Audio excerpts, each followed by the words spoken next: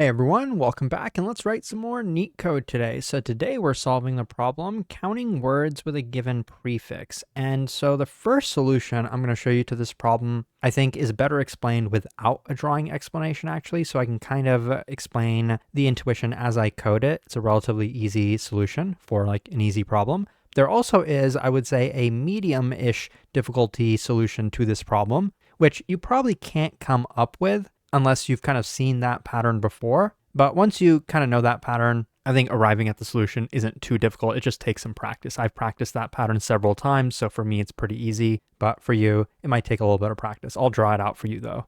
Okay, so quickly just getting into what this problem is asking. We're given an array of strings. So example here, pay attention, practice, attend. And we're also given another string separate from that list, which is the prefix. So the prefix is AT. So among all of these strings, we just want to count how many of them have a prefix of this. A prefix, if you don't know, basically means it has to start at the beginning. So if I have a comment over here, now on the right side, attention, and a few of these other words, and then I say my prefix is this, AT, I just want to know how many of these have that prefix. So this one starts with AT, this one does not. This one starts with AT, this one does not. So we counted 2 of them. This example doesn't perfectly illustrate it, but there could have been some words like this. Maybe it started with an A, so I guess that part is matching, but there isn't even a second character that exists. So this does not technically have a prefix of AT. Now we can think about how to solve this in the brute force way. It's not going to be crazy, pretty much just doing what I did with my mouse highlighting this. So we're going to go over every single word, so W in words. And then since this is of size 2, we could say that is n. Let's get the length of the prefix. So just like that, that's the variable over here. So we want to take the first n characters from each of these strings, and we could then just do a string comparison. So Python makes that very, very easy. So that's what I'm going to be showing you down here. If from the word, the first n characters, we can slice the string like this. If you don't know these little tips and tricks, you might be interested in my Python for Coding Interviews course. I think this part might actually be covered in the Python for Beginners course. But then we just want to compare that with the entire prefix. If this evaluates to true, we can update our result, which I'll declare here. This is the count, the number of matching prefixes. So we will increment that like this. And then after we're done, we can just return that. So this is how easy the problem is. Let me run it. You can see here, it works. It's very efficient. I think this is the intended solution for this problem. There's a couple things that I want to note though. First, let me clean this up from here.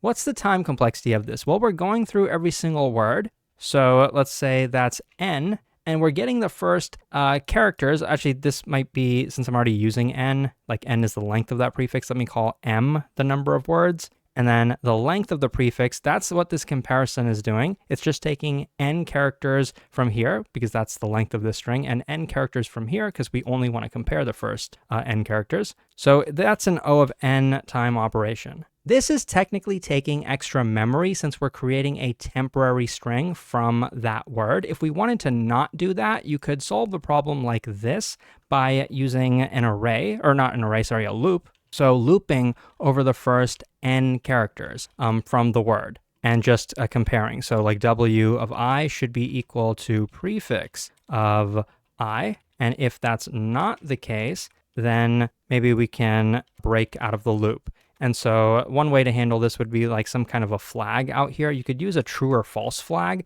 but I think it's fine to just use the number. So I can set this increment to 1. We want to increment it by 1, like the result. But if we end up reaching a case like this, what we can say is, well, increment should then just be set to 0. And then out here, we can add to this whatever increment happens to be. So this loop will tell us were these words equal or not. But there is a catch. I believe we might get an index out of bounds error here, because what if this word doesn't even have n characters? Remember that case where we might have a string that's just A itself? Well, that's also not too bad to handle. We could honestly just put an if statement here and just say if the length of the word is less than the length of the prefix, which is n, well, then we can just continue to the next iteration. We know they're not going to have matching prefixes. So this is the same time complexity solution. There's definitely more code. but we're not using extra space. So let me run this one. So here you can see that this one works. It's less efficient, but in terms of big O runtime, it is as efficient. Okay, so what's the other solution that I was going to show you? Well, it's kind of hard to just think of from the top of your head, but let me briefly explain to you, or maybe remind you, what the data structure called the prefix tree happens to be. Because once I kind of show you, it will lead you to the solution. So these are the words I'm going to add to my prefix tree. What is a prefix tree? Let me just kind of show it to you. So let's add this word P. We're going to have a node. So it's a tree where, in this case, we're only dealing with characters from lowercase a through z. So I'm adding this word. I'm going to put it over here. Let's say P. Then I'm going to put an A after that. And then I'm going to put AY. Now I'm going to add the word practice, and now you're going to see why this is called a prefix tree, because if I want to add the word practice, I'm not going to put another P here. Why would I do that? I want all words that have the same prefix to be unified with that prefix. So I want to say that I don't need to add a new P because there's already a P over there. I can reuse that. Okay, well, the next character we want to add is an R. It doesn't look like we have an R inserted. So here I am going to add the R, and then I'm going to add all the following characters. I don't know if I have enough space to actually put all of them. I'll try.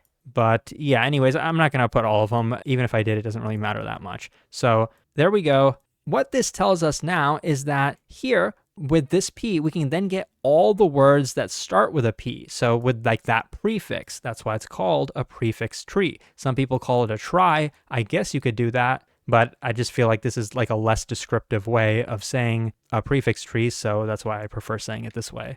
But anyways, a couple more words for us to add. Let's do attend. So A, and then T, and then another T, and then an E, N, and wow, I'm really running out of space. I don't know what to do. Okay, so this is a little bit messy, but I think you probably get the idea. These are supposed to be T's, by the way, not like the plus sign, so sorry about that. That's the word attend, and now there's one other word, attention. I won't draw out the entire word, but you can see we already have an A inserted. We already have the two T's required for attention, and we also have the E, and we have the N, but next we just need the T-I-O-N. So then down this path, we could do that. T-I-O-N. Unfortunately, this is a little bit messier than I would have expected. So how is this supposed to help us anyway? Because we were given the prefix of A-T. We want to count how many words have this prefix. Well, technically, this alone won't make it super easy for us. What we could do, I guess, is here, just go down the path, go down to A, then go down to T, and then from here, just count how many paths we have, how many different paths we have to like leaf nodes, or even if like there was a word that stopped somewhere in the middle. For example, we could have also had a word like A-T-T, and then that would have been this word. So somehow we have to mark that that was like the end of a word. That is one way to do it. But it's actually even easier than that. As we were adding these words, we could have also associated a count with every single node. So we could have said that we've inserted an A, like 2 words that start with an A. So we could have associated an account of 2 with that, and 2 here, and 2 here, here, here. But down here, we'd put 1. There was only one word that actually added this D. And then down this path, there was also a 1 here, a 1 here, and a 1 here. So I could do the same thing here. There were 2 words with that P node, but then there was only 1 word that went down here, 1 that went down here, and then 1 for all of these as well. Now that I've drawn out this prefix tree, now you tell me, how would we use this prefix and this tree to count the number of words that start with AT? Well, probably just follow that path. When you get to the last character, then just return the count associated with that node. It's possible that there actually were 0 words that had this prefix. Imagine if we had a prefix, something like this, N-O. Well, like we don't even have the N to start with. So at that point, we would stop traversing and we would just return 0 because we can't really go any further. So that's the idea behind this. If you're completely new to prefix trees, you might be interested in my advanced algorithms course where I cover it pretty in depth, and then there's several practice problems for it. I think it'll probably be easier to like learn this for the first time via this or some other resource, because today's problem, I think, is kind of a variation of the prefix tree since we are also associating a count with it. Okay, so now to code it up, assuming we already had the data structure prefix tree, like assuming it was a built-in data structure, the problem would be so easy. It would be this easy. We would just create an instance of that prefix tree, and then we would go through every word and add it to that prefix tree. If you want to be a little bit smarter, you could even filter the words, because we already know that if a word is less than, like the length of it is less than the length of the prefix, we don't really need that word. We could skip it. In other words, if the length is greater than or equal to the length of the prefix, only then do we care about that word. Then we're going to add that word. So if we have that, then at the end, we can just call prefix tree, and then assuming we implement a count function, passing in some prefix, this will return to us the count of words with that prefix, and then we can just go ahead and return it. So now to actually implement it, since we're associating a count with every single node, it's going to be a little bit easier to have a separate class. So I'm going to call that prefix node. And so I'll give it a constructor that is pretty simple. Every node technically can have children, not like one child or two child. It could have up to 26 children. So we could have an array for that. I'm just going to use a hash map though, because I'm lazy. So if we have a child, suppose like a character A, that's going to map to its own instance of a prefix node. And we're also going to have a count associated with each, initialize that as 0. I think that's fine. And then here we'll have a constructor as well. I don't think we actually even need it. Actually, no, we do, because we are going to have to at least initialize a root. So I'm going to say self.root is going to be an instance of a prefix node. And technically that node is empty. It doesn't have any children. So that's the root. It's not like an actual character. I know that's kind of strange if this is the first time you're seeing a prefix tree being implemented. That's why I think it's worth like learning how these work separately from this problem. But now there's only two functions for us to add, the ones that we called down here, which is add.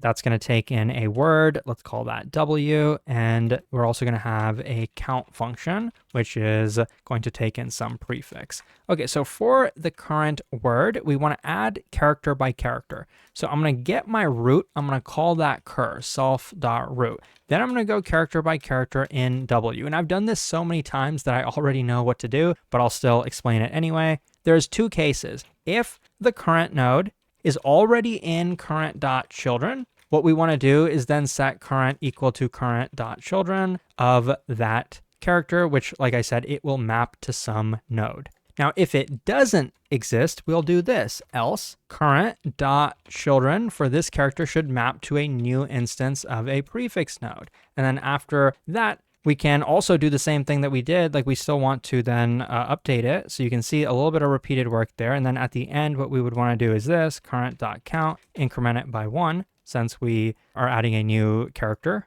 whether it's the first time we're adding it down here, or whether that already existed, we would still want to increment the count by 1. So this can be cleaned up a little bit because you can see there's repeated work. We're going to be doing this in both cases. I can move this out and I can say only execute this part if the above is not the case. So I can just get rid of that. And that is pretty much it for the add function, unless I have a typo somewhere. Hopefully I don't. But down here for counting, going to be pretty similar. We're going to have a current pointer, which is initially going to be at the root, and we're going to go character by character in the prefix. And remember, it's not guaranteed that all the characters from the prefix actually exist in the tree yet. So we will do kind of the same thing up above. If the current character is not in current.children, well, at that point, we're not trying to insert anything. At that point, we can just return. We can return 0 because we did not find any words with the exact matching prefix. Otherwise, we can say this, current is now going to be equal to current.children of C. And once we actually reach the end, suppose we actually do, then this loop would have terminated. We would have gone through every character in the prefix, and current should be pointing at some node. And what we want to do is just return the count of that node. So current.count, remember count is a variable associated with every single node, which we increment every time we add a character. So I'll zoom out so you can see the entire code. There is quite a lot of it, but most of it just comes from implementing the prefix tree. And then I'll scroll down. Well, you can pretty much see all of it, I guess. So about 33 lines of code. I'm really hoping that this works. And yes, thankfully it does. There weren't any bugs or anything, but you can see it's less efficient in terms of the runtime. I think that makes sense just because like most of the input sizes are going to be small. So like the brute force solution that we coded up should be pretty fast. And even this, like this prefix tree optimization doesn't really improve the runtime that much when you think about it, because what we're doing now is just taking every single word. So let's say there were M different words, and for each of the words, we're adding it to the trie or prefix tree. We're going character by character. So let's say the length of the word is L. And then I guess we are also going through the prefix in the worst case. We'll say the length of that is N, so we can add a plus N term here. Compare that to what we had before, which was M times N, and it kind of becomes clear why the new solution isn't really much more efficient. Because I think in most cases, N is probably going to be less than the length of each word. Like off the top of my head, I'm just thinking of a small optimization we could have done. We could, from here, rather than going through every single character, we could only go through the first N characters. So maybe I can like even pass in a parameter like length to pass in. And then in this function, I can pass in the length of the prefix. And then here, rather than going character by character, I could say for I in range minimum of the length of the word as well as like the length that was passed in, so that we don't end up adding more than N characters from each word. I don't think it'd be a massive improvement, but I think it might improve the runtime a tiny bit, so we don't end up adding extra characters. Because for any given word, we don't really care about the characters past the first N characters. So that's my motivation. So I think C here is going to be W of I. Hopefully I don't have any bugs here, and let me just run this to see if it improves it. Okay, so I ran it, and it doesn't look like it made any measurable difference, but I think theoretically this is slightly more efficient, and it would technically be M times N plus N. But still, you can see that the overhead of creating like a new data structure in memory, creating new instances of objects, which are going to be declared on the heap, is going to be less efficient than just doing a bunch of string comparisons, which is what we had before. Anyways, I think I'm probably rambling at this point. Most of you don't really care about these minor details, even though I find them fascinating. Anyways, thanks for watching. If you want to learn more about prefix trees, check out Leetcode.io, and I'll see you pretty soon.